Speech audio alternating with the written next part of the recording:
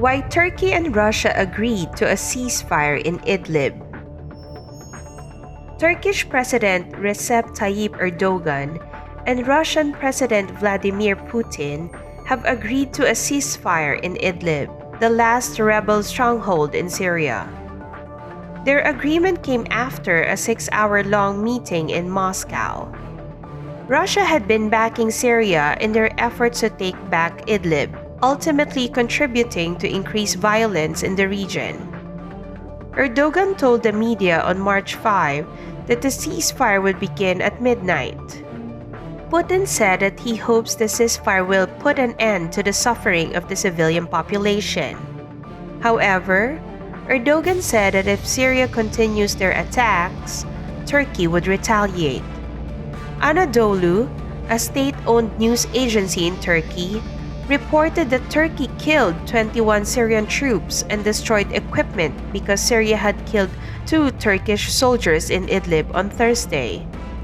Over 300 civilians, including at least 100 children, have been killed in Idlib since December. Those who did not die were instead displaced, with almost 1 million being forced to camp out at the border with Turkey.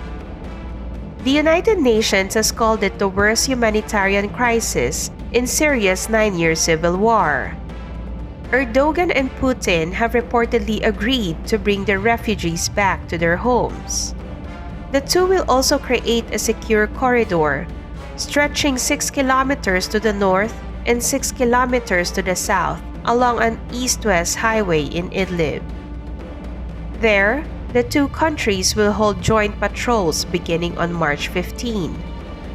During their meeting, Putin offered his condolences to Erdogan over the soldiers Turkey lost in the recent Syrian air attack. There have been 60 Turkish soldiers killed since the beginning of February. Some activists blame Russia for an attack that killed at least 15 people in a rebel-held village, but Russia previously said that they do not target residential areas. Russia's behavior in Syria has been described by critics as criminal, led by a president who is said to have a long criminal record. Putin used to be an agent of the Soviet secret police, the KGB, which is credited with conducting mass killings ordered by Soviet dictators Joseph Stalin and Vladimir Lenin. Putin joined the KGB in 1975 and became the Prime Minister of Russia in 1999. It was then that he is said to have approved the bombings of a couple of apartment buildings in Moscow, leading to the deaths of hundreds of civilians. The bombings became Putin's trigger to start the Second Chechen War, which killed around 25,000 civilians.